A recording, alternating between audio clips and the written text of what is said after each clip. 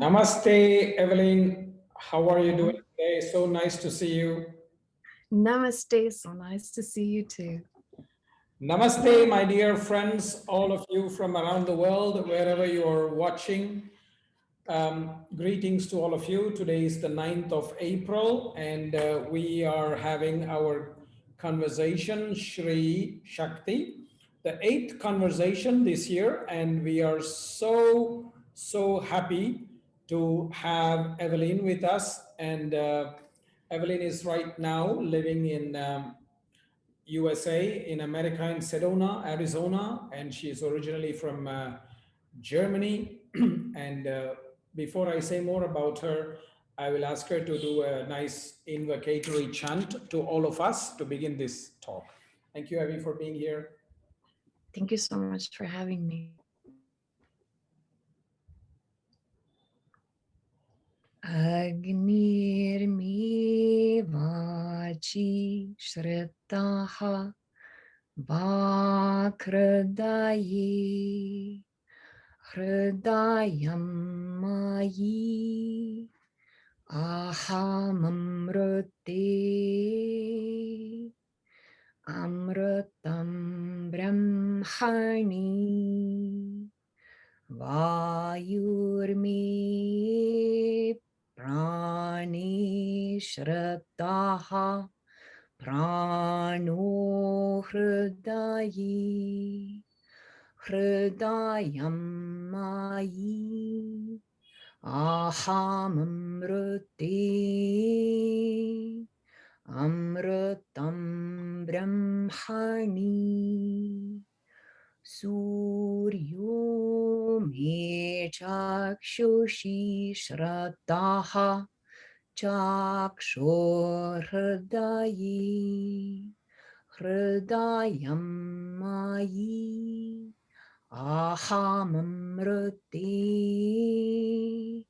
amritam brahmani chandrama me manasi shrattaha mano hridayi hridayam mayi ahamamrute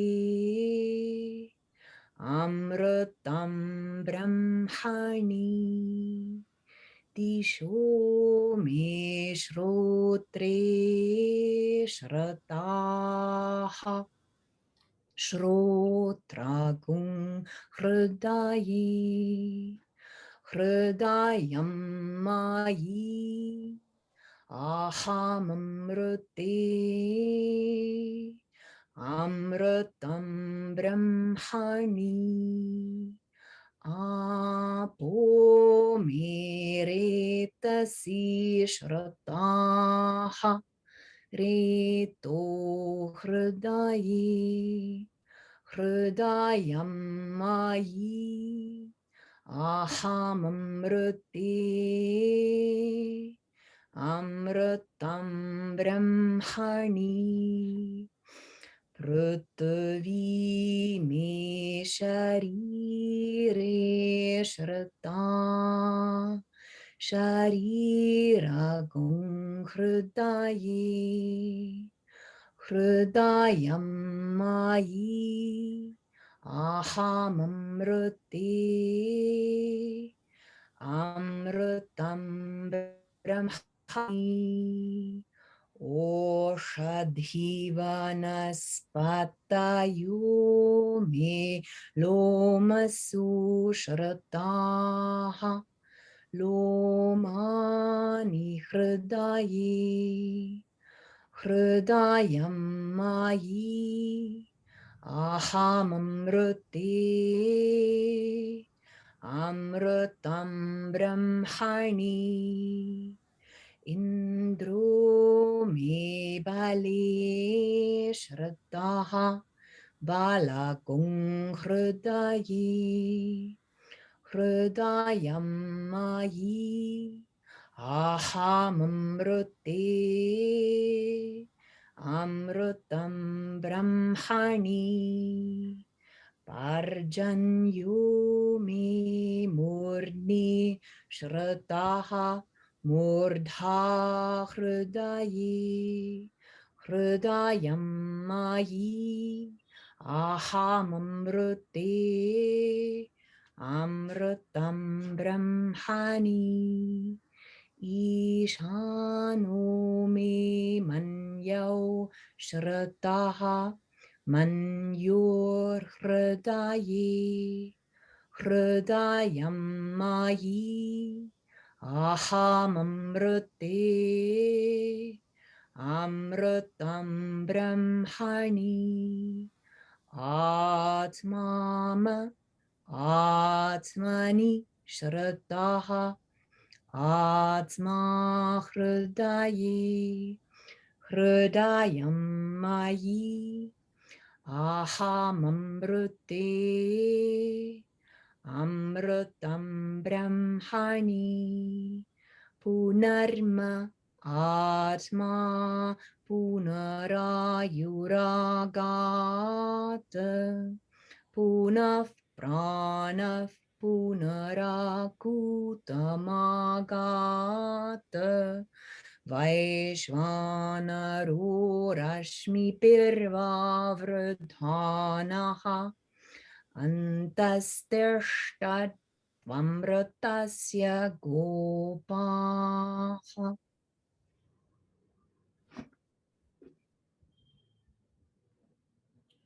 Thank you so much for this wonderful, wonderful chant. A little bit later, you probably have to tell us what this chant is and why you chose it. But anyway, greetings, my dear friends, to this wonderful eighth conversation. Eight is a very special number in India, especially for those in our tradition, the Vaishnava tradition, Sri Vaishnava tradition, because eight is associated with the Bula mantra. and and therefore it's no coincidence that we have Evelyn as our eighth speaker on this series.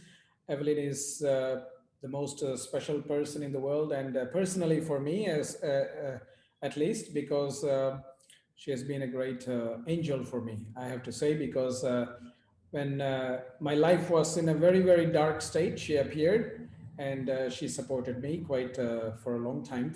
We were actually married together for some years, and she was also one of the three people who were together with me when my father passed away. So it's a very, very special and deep bond that we share.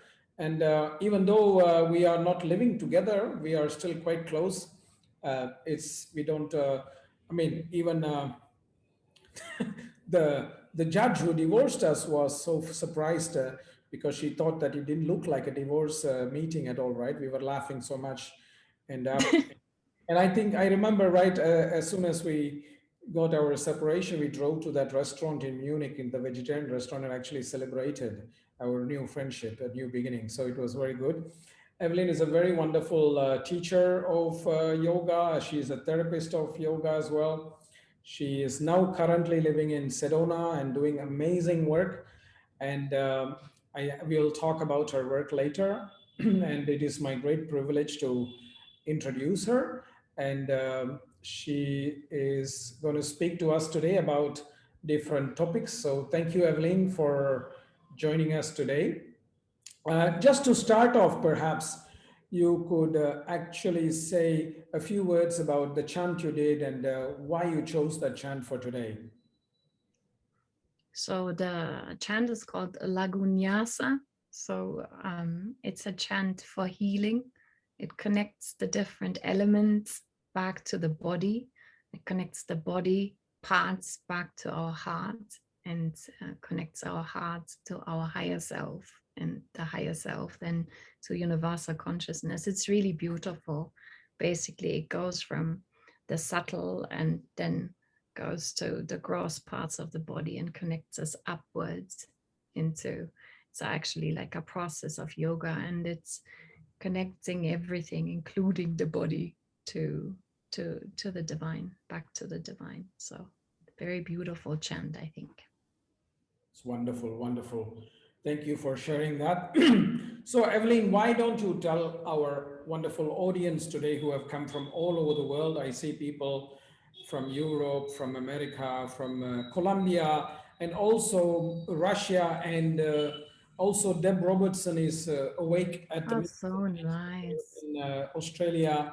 So why don't you tell everyone a little brief introduction about how you came to the Viniyoga tradition, please?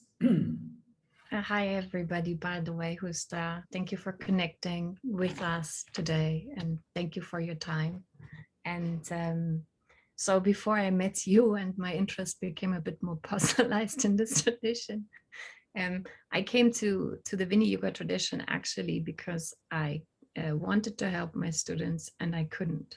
So from the get-go, becoming a yoga teacher, people would come for healing. They actually asked me, they said, I have insomnia, Evelyn, what can I do? I remember one lady said, I have depression, what can I do?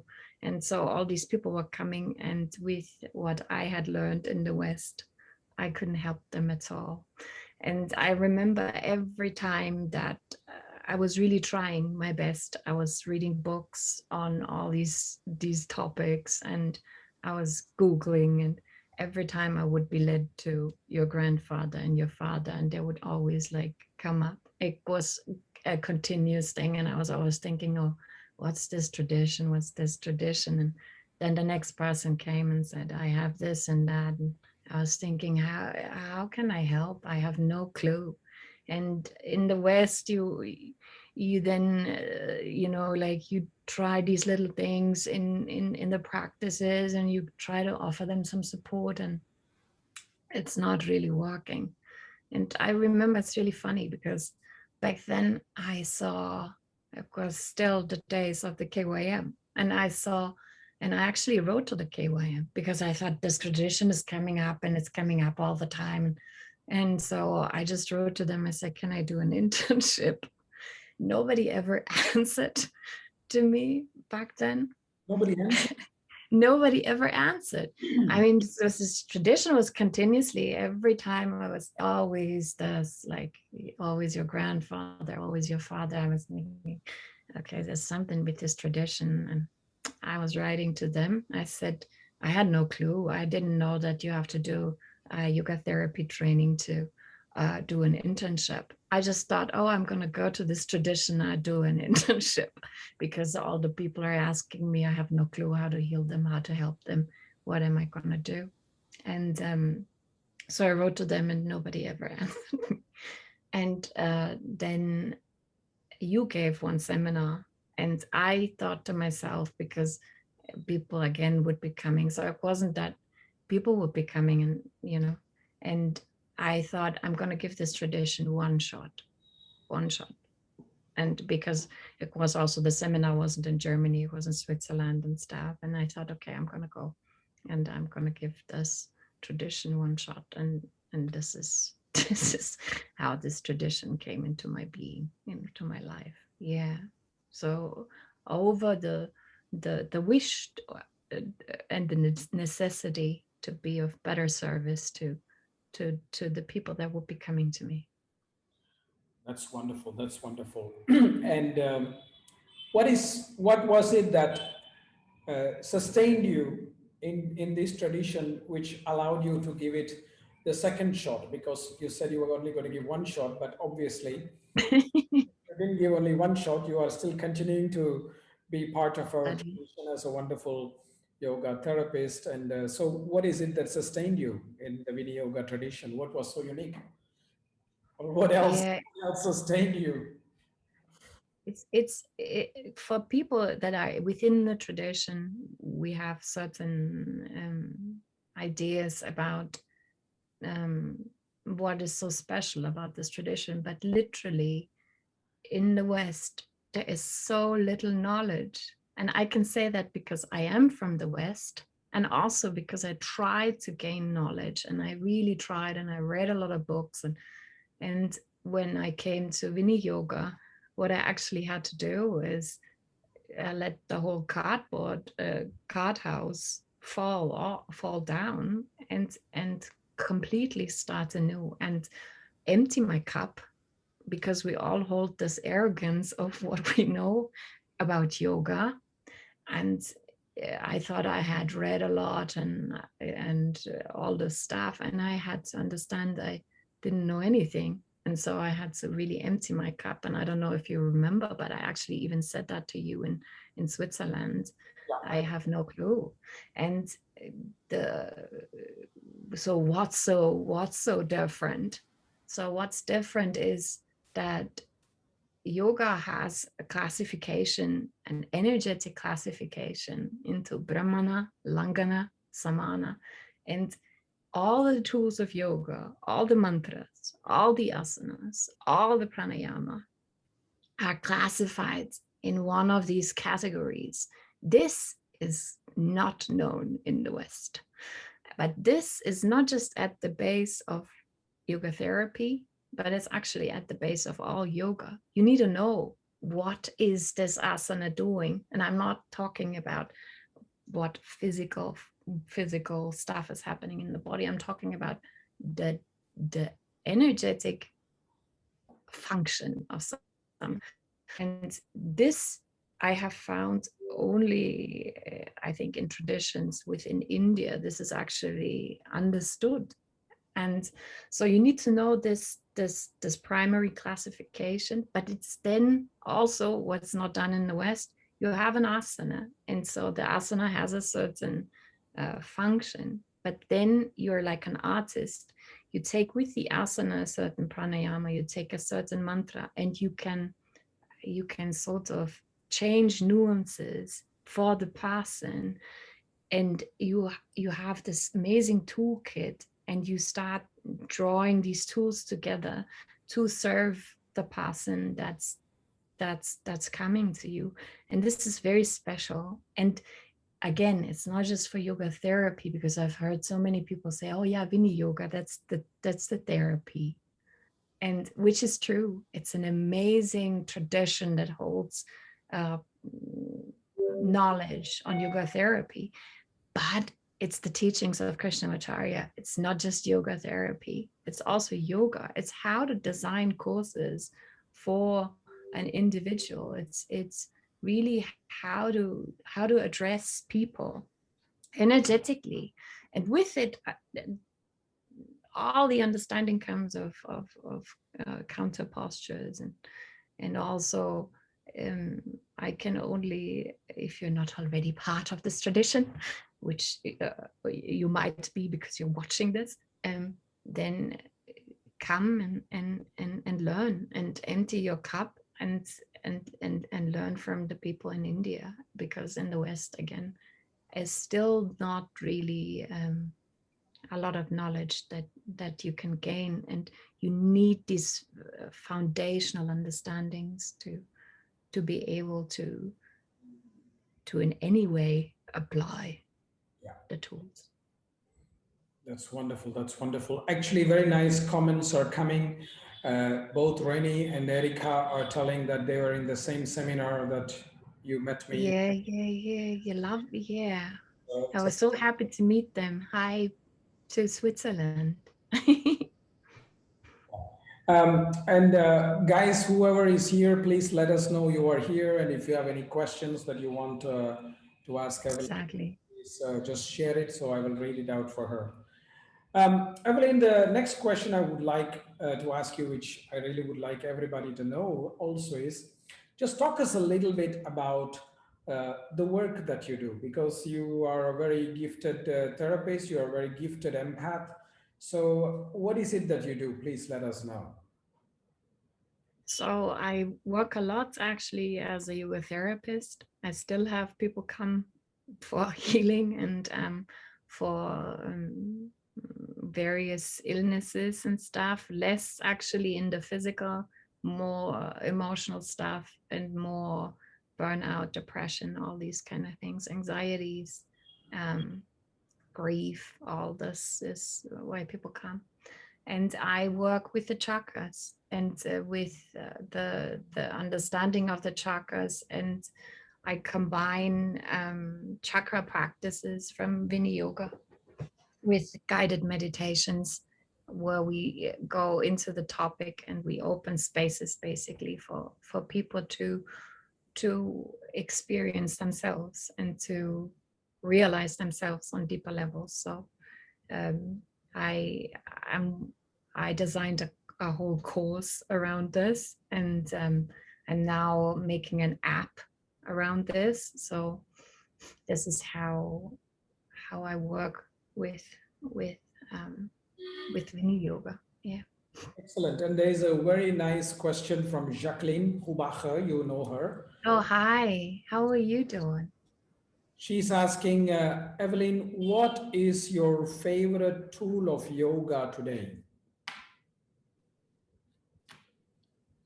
Today doesn't mean like 9th of April, but Yeah, I understand. So I have two. One is mantra.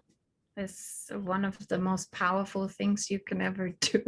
I think it it bypasses people's understanding, and so it's actually even more helpful because people are always thinking about what sickness and disease they're having. So it's an amazing tool, and especially amazing if people have no clue what they're chanting, because I think then it actually can work even better. But these days I also see the effect of bhavana, visualization, incredible, how where you direct your focus on, and how to help people direct their focus on something, and change basically patterns within them by visualization. And I see that this very, very powerful tool too.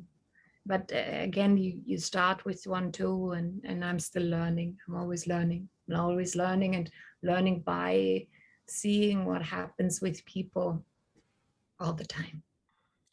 wonderful, wonderful. So I hope Jacqueline is happy with this answer. She I got also hope so. more to ask for. She only What's asked, her favorite tool? What's your favorite tool, Jacqueline? she will probably type it.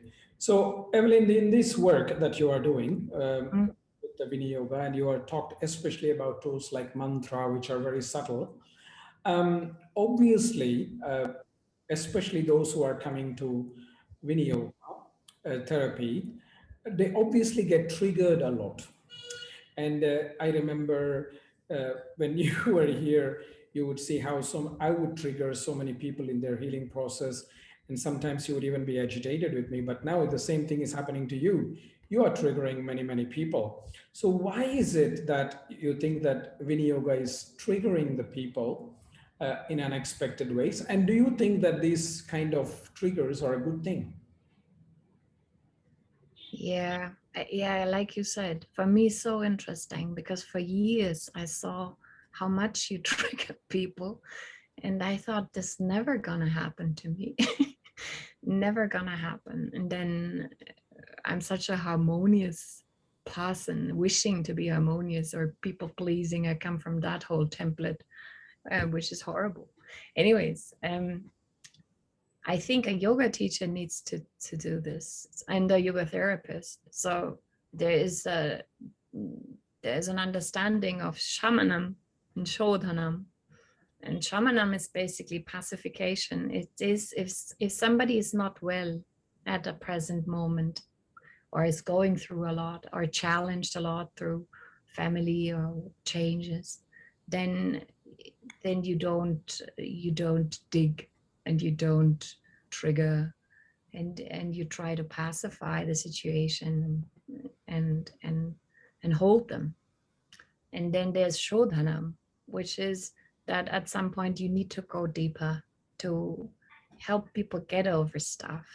Because a lot of people, especially in healing, we think we want to heal, but something in us actually is enjoying the pattern. We are holding on to the pattern because we don't know what else is there on the other side.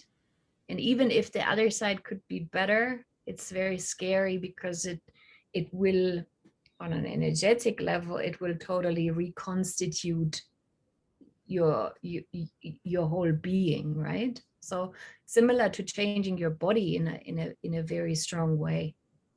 But yeah, I'm now triggering people. I don't even mean to, but people are triggered because of everything that one is doing, actually.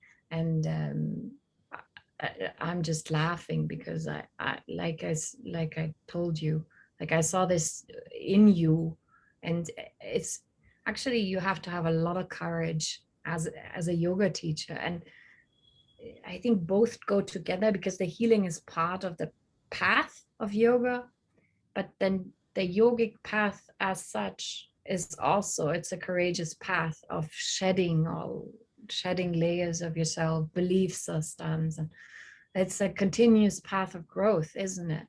And so you need to trigger people out of the Good zones. yeah, out of their existence, and help them grow it. And yeah, and I never thought that, but everything is triggering for people. And in the context of spirituality also, everything is triggering people, because there's so many belief systems that are connected to spirituality. And this is what we also don't want to see, you know, like, I believe this very harshly within the context of spirituality. It's very interesting that you spoke a little bit earlier about the energies, because yoga is about energies, right? So obviously, when we are dealing with subtle tools of yoga, or tools of yoga in a subtle way, let's put it that way, which is what we do in the Viniyoga tradition. Most other traditions deal with gross tools of yoga, or deal with tools of yoga in a gross manner, but we are dealing with it in a much more subtle manner. So the energy starts to move. Now, when the energy starts to move, obviously it goes wherever it wants to. We can't control it. And don't you think that that's the reason why it gets triggered? Because the energy moves to places without the control of people, and they can't really control their healing journey. And that is the reason why Patanjali talks about surrender, Ishvara Pranidhana, that you have to surrender to the journey and not be a control freak trying to say, okay, in the first class, this will happen, in the second class, this will happen, in the third class.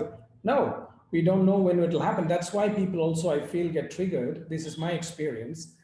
And I'm wondering if you have seen something like this in yours. Yeah, obviously. I mean, it's like, how long can we talk around the wound that you have? I mean, it's like, it will always be triggered. It will always be triggered. But I think that um, there's something in people, like their higher self, their spiritual self, that actually wants them to grow. You cannot forget, as a yoga practitioner, that something in you wants to expand.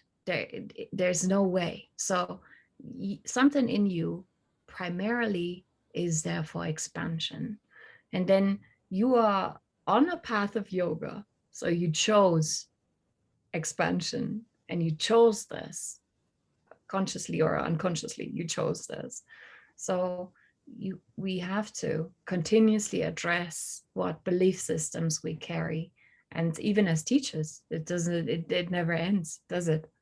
We have to address where we are still triggered. Why is this triggering me? Why is the person triggering me? What is happening right now? And for me, that's spirituality, to be so aware of where we are in a moment, and moment to moment in this life and in our relationships, and what's happening and why am I triggered. And that's the beauty of it, because with it comes, like we are saying, more and more also of the subtlety and the energetic awareness. Why am I triggered? Where in the body is this happening? Is it in the stomach? Is it in, the lower belly? Feel the clumps and the fears and whatever, and it enables us to be so incredibly present with life, right? Yeah, of course. So you don't really believe that spirituality or yoga therapy is just about peace, love, and rock and roll? Oh, that's exactly, that's another Western I'm sorry, because there are also beautiful Western teachers, so the people that are watching should not get me wrong, but the understanding that that yoga or spirituality should keep you in peace all the time. Well, hello, no. It's about how to deal with life and how to be in the moment and how to be with the fears and how to be with why are we practicing asanas? We like from Patanjali, we only practice them to better be able to cope with the dualities of life. That's a major part, and to be able to sit for meditation. And so spirituality, yoga is about how am I coping, rather than not coping or trying to escape life. We cannot, even if we have a beautiful experience of spirituality, even if we have an amazing energetic experience, we still come back to life. We still come back to obstacles and problems, and how much can we really work with yamas and niyamas? How much can I really be content with my situation, especially now in Corona times? How much am I content with financial situations, relationship situations? How much can I become more and more content with whatever obstacles life brings to us and situations, right? Yes. In this context, and with regard to the work that you do, can you Mm. also talk a little bit about intuition? Because intuition is a very, very important thing that we are using, and you are using as well. You're a very intuitive person as well. But many people in the West, uh, they, especially now that you are living in America, many people in America, they don't want to use the word intuition in these kind of context. They would rather prefer scientific research that is approved by this association or that association. What is your feeling about the role of intuition in the work that you do, in the work of a healing a person? Yeah, I think like I can reveal something about you in that context too. I saw that when you design practices, that you actually meditate on the person, and that um, something comes to us when we connect from that space to the person. So we have a logical mind, and when we have a therapy session or just a yoga session with somebody, they tell us a lot of things about themselves, and we connect on that level. And then there's a different level that just picks up intuitively more actually about the person and puts that in a practice. And I saw you do that, and I actually also do that. So I when people don't get the practice from me instantly in the session, I give them a whole session actually to talk and to see, and then I sit with them like when they're not in the session, and I design the practices for them. And I do that now with my course for the meditations I do. It's really interesting how this becomes, because I see, like now for the people that signed up already for my course, I was writing the other day and I saw, like when I was typing certain things for the meditation, the guided meditation, I saw their faces come up.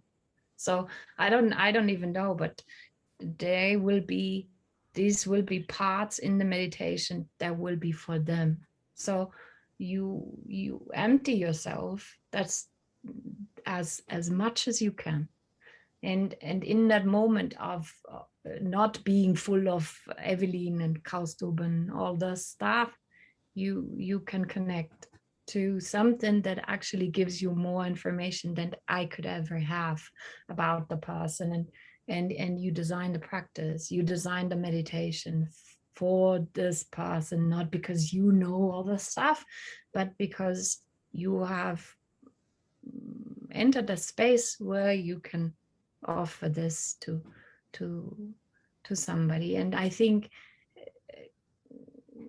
I hope transmit this also to the nice ladies that I have that I mentor for my for the therapy course that you're teaching, to always connect to themselves and learn this, because intuition is such a big part actually of everybody, but it's such a tremendously important part of being a halfway good yoga teacher, because these are the steps to yoga. It is about how to connect. The whole journey of yoga is about how to connect. So as teachers, again, I learned this also from you, but I also do this. I try to practice as much of what I'm teaching as I can, and this is yeah, this is intuition is such an important part, and an important part for everybody to re-establish in such an helpful part for healing, but also for simply teaching yoga. I am so glad you say that, and I'm so glad that you start doing that as well, because since you reveal something about me, I will also reveal something about you, and we will move on after that. When we were here together, and I used to meditate on the students to kind of have practices. You were quite agitated, I remember sometimes. Yeah, because I did not get it. Yeah, so I'm so glad that you are coming to realize that. And I think it's a very important thing. I always meditate on the student that I'm teaching. And sometimes these visions of what to teach them, what not to teach them comes not necessarily during that meditation, but it may come during the sleep, during the dream. I'm dreaming some students sometimes of what to teach. But isn't this interesting? Like, you stand in the kitchen and you have an idea, or like yesterday, or you are in the shower, or it's just bizarre how this doesn't function. And then you're like, I have to put this. Or yesterday I had 2 ideas that I still need to integrate for the course in the practice, because I was like, oh, you have to end with these things. You have to do this. And yeah. But that's it's such a lovely, isn't this, it's part of what's so lovely also about the yoga, isn't it? Yeah. And I think that's why the concept of all this modern research, blah, blah, focused on the techniques is basically blah, blah, because it's just useless, absolutely. Intuition is a very fundamental thing in yoga. And like, one thing I wanted to highlight what you said is that intuition is something that everybody has. Whether they choose to use it or not is the person's problem. Anyway, I have one audience question for you, if you mind taking it. Sure. Yeah. So this is coming from our dear friend, Mihaela Larimara Heilinger. She says, sometimes there are some traumas why we can't be present in the moment and stay with emotions like fear and things like that. So she's saying why the trauma is affecting us so much that sometimes we lose connection with the present moment. What's your answer to her? I think one of the, like what I have seen, and hi Michaela, she's chanting with me every second week for years already, by the way. So very I know. Amazing. When I knew Mihaela, she was only Mihaela Hellinger, and I think it's your influence. She became Larimara. She is a very spiritually attuned person too, very, very, very sensitive. So one of the reactions of trauma, we have to understand this. What happens if a traumatic reaction is triggered in us is 2 things. One is an incapacity to act, and the other is the total feeling of helplessness. So if somebody has a trauma, and it doesn't matter what it is, how to know it's triggered? You know it's triggered because in that moment you sort of incapable to act you have a total helplessness feeling. So people don't understand why people then cannot act. Why are they allowing this? Or why? Well, it's a trauma reaction. The trauma reaction is like that you are in a state of helplessness.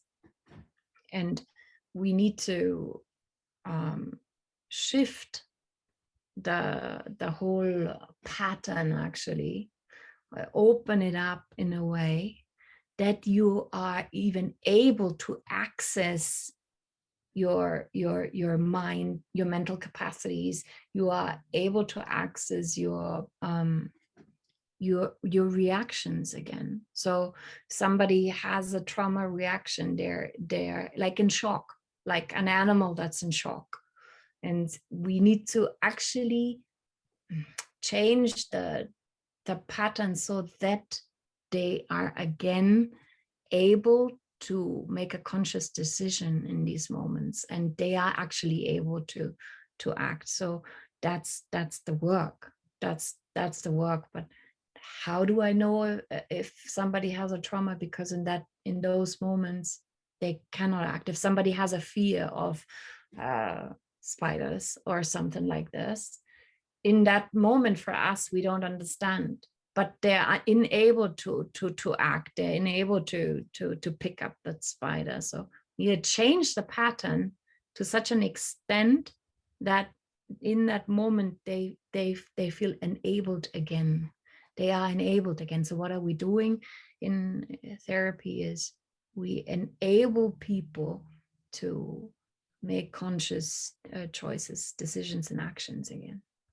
Fantastic, fantastic. Evelyn, I think this will be a very good moment for you to talk about your upcoming course, because some of our audience may be interested. So please feel free to share about it, and you can invite them to join your program and you can post the link later so that they can see it. Thank you for offering this. So some of that beautiful audience that's listening is already on that course, but I'm offering a root chakra course right now. It's 4 weeks of intense work. It's a very beautiful energetic journey into the root chakra. So it's 4 practices on 4 different topics, and then 4 very profound meditations that I said are coming, and for the people that are on the course. And we have group coaching calls 1 per week, and I also made a beautiful workbook that keeps people conscious on the journey, because I also find that if you do something over a couple of weeks, you forget how, what happens actually. So I have questions for people, but I also have that they check in with themselves. How do I feel before the practice? How do I feel after the practice? How do I feel before the meditation? How do I feel after the meditation? And that the whole process is actually more conscious. It starts on the 19th of April, and I think that the root chakra is so important right now is because everybody that's more spiritual, and usually the people that are very intuitive and empathic and stuff, they are attracted to my teaching.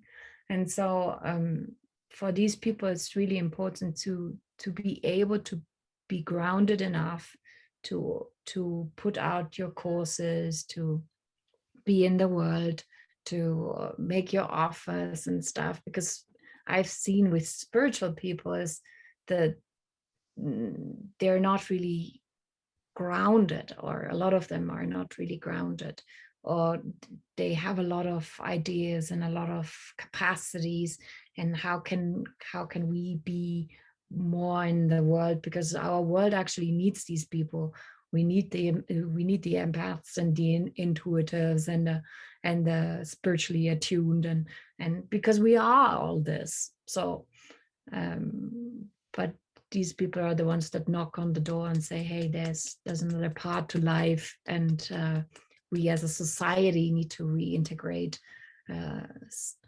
our intuitive spiritual essence. Excellent, excellent. So friends, if anybody is interested, please feel free to join Evelyn in the journey.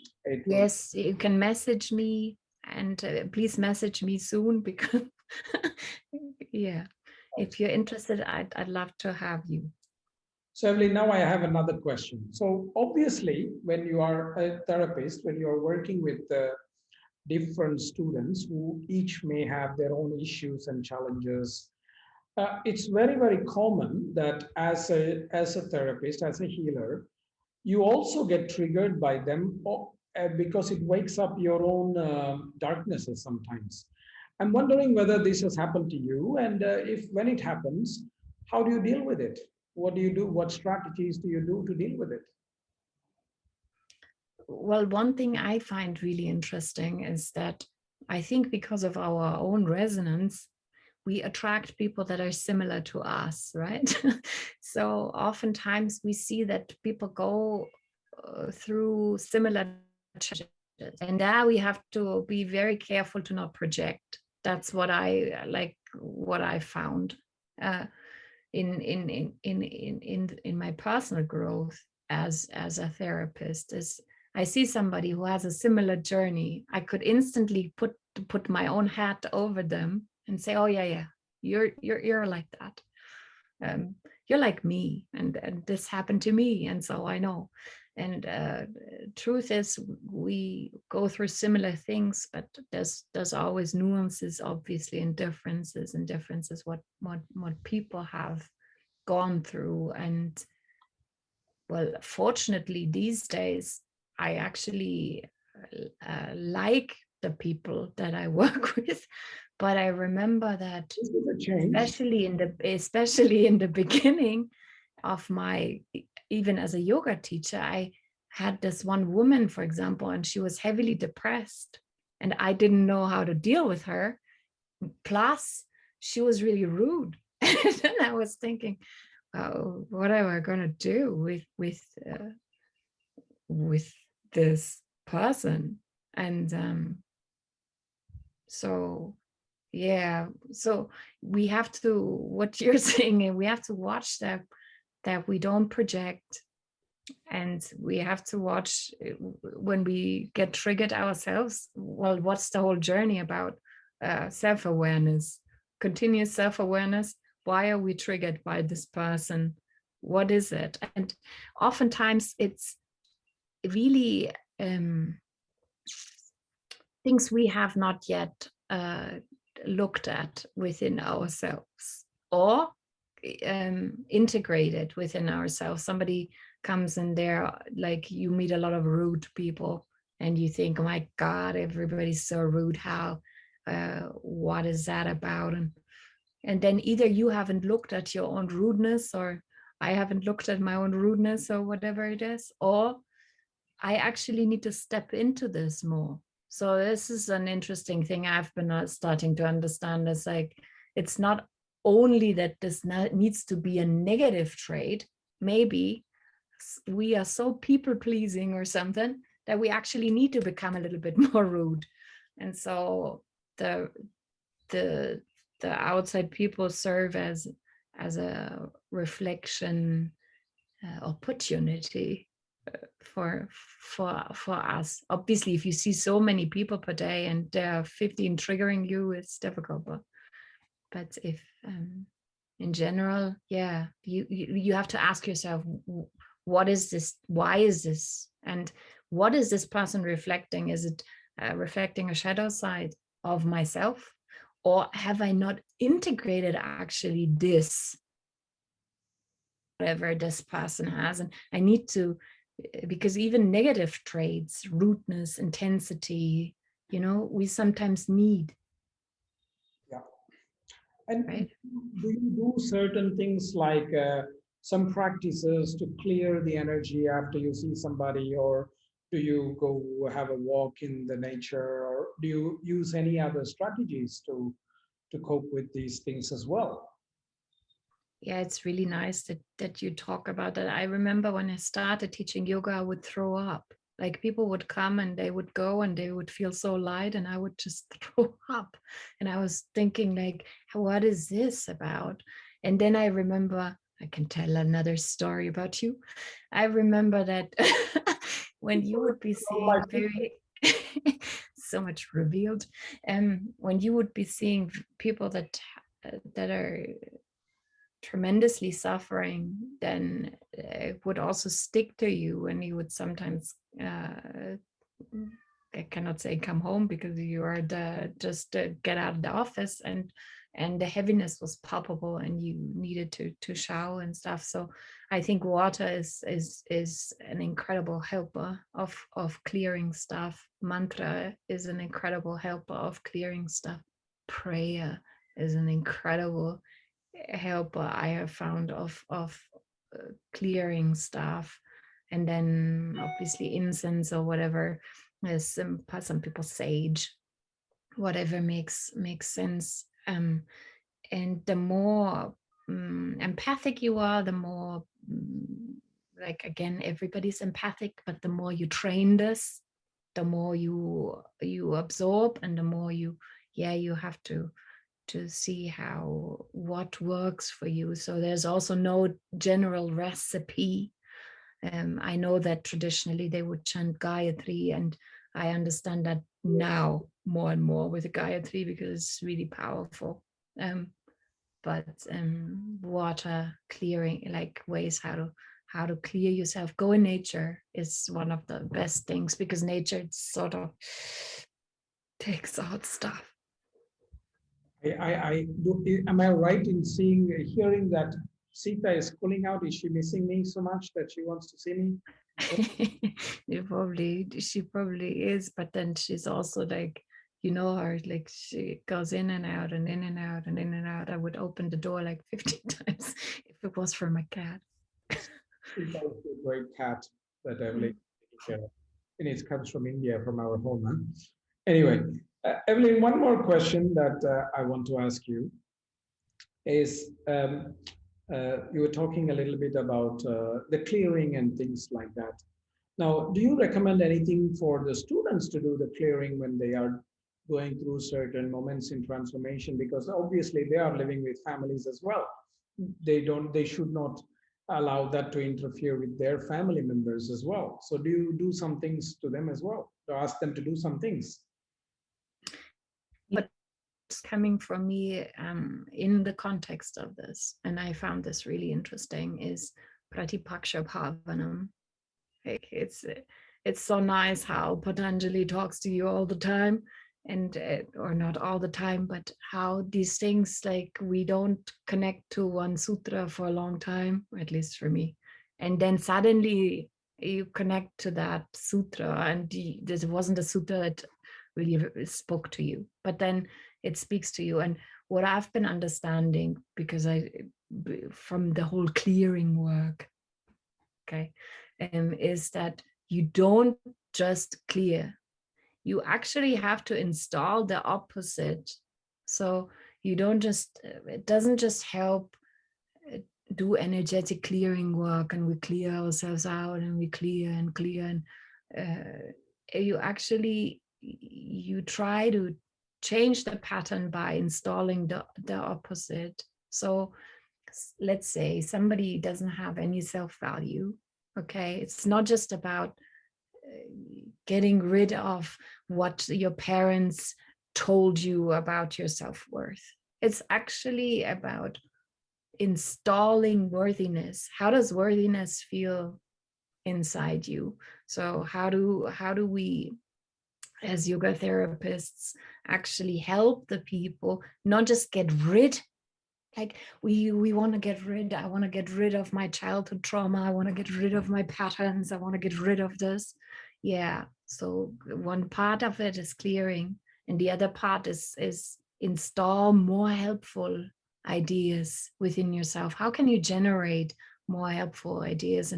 And only recently this is becoming really clear, and with this Pratipaksha Bhavanam sutra, for some reason, it's like really, if something is really bothering you, it's not just about getting rid of it, because that's what we wish, right?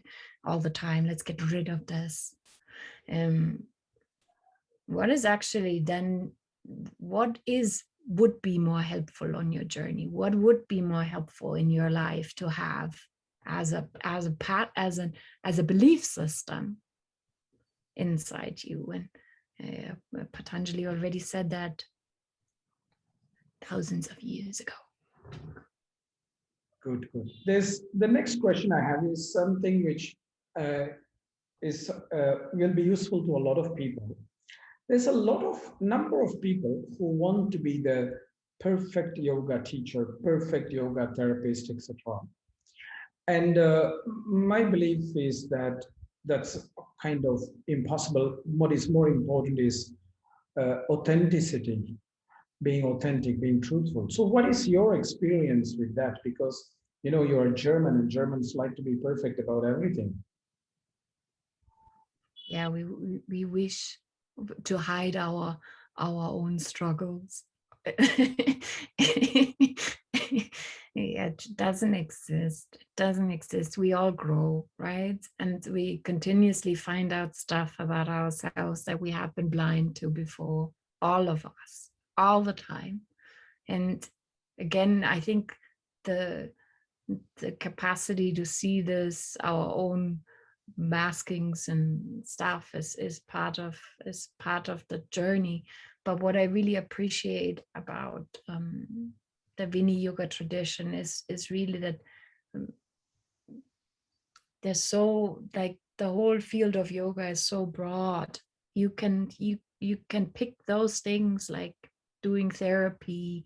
For some person, they don't like to be a therapist, yoga teacher, but also in which context are you a yoga teacher? Are you more interested in spiritual path, interested in just helping people be okay in their lives? So what is it about? Like, ask yourself, I would say, what is your intention with people? Like, what are people asking of you, which is always a good thing, because always like, I want to be this teacher. Yeah, then everybody comes to healing to you. So what are you going to do? And what are people asking of you? Like, what is the other actually asking of me? How can I be of service in a better way? And then what is my intention with the yoga? Like, what is it for me about with this whole yoga thing? And then find your authenticity. Like I said, I now developed this course where I can feel I can bring in more of my intuitive capacities. And I feel that the people that are now coming on the course, they also all have very strong empathic, sensitive capacities. So for them, they're not just in the course to have that course, but they're also seeing at the same time how somebody can connect these things for themselves, you know, how they can connect these things. And yeah, people should ask themselves how to, like, what am I interested in? And I think that makes you a good yoga teacher. And don't imitate. That I can also say, yeah, like, I'm not you, you're not your mother, you your mother was not your father. Each one, your father was not your grandfather. Each one was so distinctly in who they were, and like that, I think and you are very distinct, and in this way, you serve people best. You you're not trying to be the second this, and that's another thing I try with the people from the therapy course, to show them, each one of these people that I at least mentor, they have very distinct capacities, and also what they have learned before, nutrition, or, you know, like Ayurveda and physiotherapy, and embrace that. Be happy about what you can contribute and what you can bring together, because it's amazing. And to understand this, that each one has their own amazing basket of experience and wisdom and knowledge and what they learned, and embrace that. That's wonderful. That's very good. That's I think authenticity is the only way forward in a spiritual path. That's what is called Satyam. Satyam is the authenticity rather than just what truth or something. It's authenticity of being, accepting every part of ourselves. And I think that's a wonderful answer that you're given. And I think slowly we come towards the end of our interview. Evelyn, it's almost 1 hour actually. So 1 hour just now. And thank you for waking up so early in the morning to be part of this interview for all the audiences around the world. And surely it's very worth it because there are people who are waiting very late in the night to be part of this interview live. Like I see Deb Robertson is still there, and it's so nice. Hi, Deb. I think it's probably like 1 a.m. in the morning for her. Wow. Yeah, wow. Friends of ours like Reiko and others watching as well, which wow. midnight almost in Japan. So people are waiting for you. So thank you for being here. Thank you to everybody who took the time and who joined and who connected. And we feel the presence of everybody here as well. And thank you for this really nice conversation that we had. And yeah, study, everybody. I study and learn, grow. Thank you all, my dear friends, for being here. And we will meet in another 2 weeks, where we have a very exciting lady as well from America, one of my mother's students and long-term students of our tradition, Anita. So I will put out the information very soon. It's going to be in about 2 weeks' time. An amazing therapist, Anita is. Therapist, so be tuned in. Thank you, everybody. And thank you, Evelyn, for being here. Thank you so much. Thank you for having me.